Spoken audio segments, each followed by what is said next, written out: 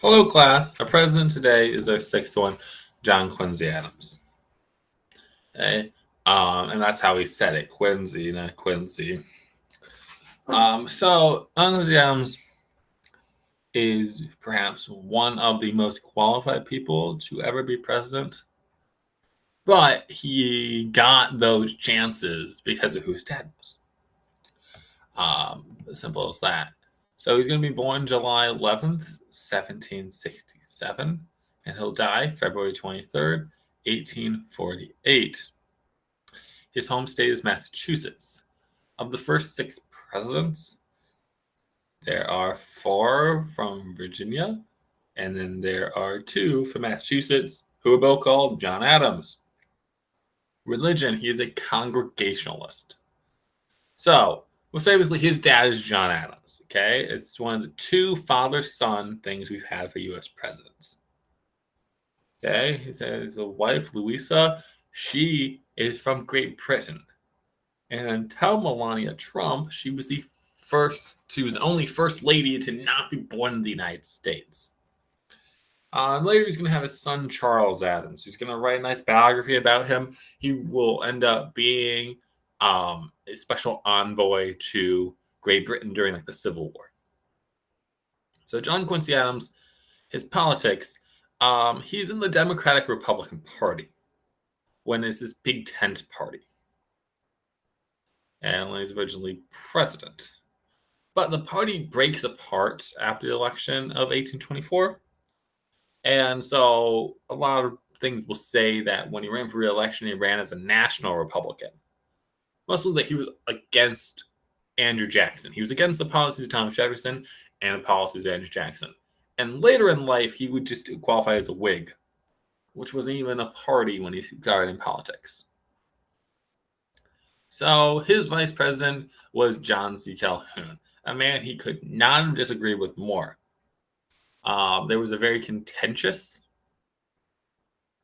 election in 1824 in which four people were vying for the presidency, and only one person went for the vice presidency. It was John C. Calhoun, and him and John Adams got stuck together. So some interesting things is that John Quincy Adams was at the Constitutional Convention. Okay, he was seeing the Continental Congress when he was a kid, when he was a teenager. And so, it is likely that John Quincy Adams is the only person to have met both George Washington and Abraham Lincoln. But if you look at the first 17 presidents, we know he either met or worked as diplomatically or worked in Congress with 15 of them. Now, one of them was himself, so it's a weird place because I'm sure he looked in the mirror, but you can't really meet yourself. And so the one he probably didn't ever meet was Zachary Taylor, who was not involved in politics before he ran for president, and then Adams had just died right before he became president. Now, he had this really impressive diplomatic career. So he was made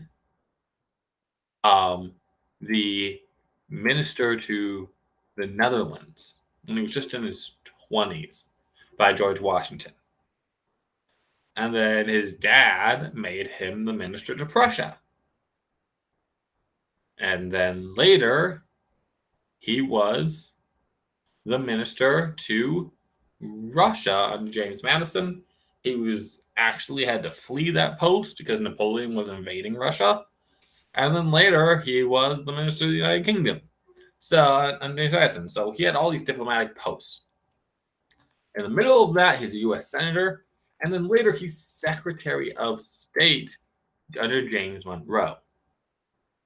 So what happens in 1824 is that basically he has been all but crowned the next president, right? He has all the connections he's going through. Then Andrew Jackson comes in, and Andrew Jackson has his own video. But nobody gets a majority in the Electoral College or the popular vote, so it goes to Congress, and Congress gives the presidency to John Quincy Adams, okay, which is what Andrew Jackson's going to call the corrupt bargain. It doesn't help that John Quincy Adams makes Henry Clay the Speaker of the House the next Secretary of State. So John Quincy Adams is going to only serve one term. He's going to lose re-election, just like his dad did. But that's not over, because he's going to return to the House of Representatives. Okay? And he is going to be one of only 2 presidents to get elected office after they were president.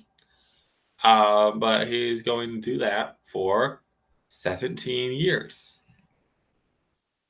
He's also going to, in the 1840s, he is going to represent the Amistad case in front of the Supreme Court, which had to do with slaves that had revolted and taken control of an illegal Spanish slave ship. Right? And the Supreme Court's going to rule in the slaves' favor all the way back in the 1840s. So John Quincy Adams is actually pretty similar to his dad in the way that what's important about them really isn't their presidency. It's what they did before, and for John Quincy Adams, definitely after. He would become a vocal opponent of slavery and later the Mexican-American War, and he was giving a fiery speech opposing that war.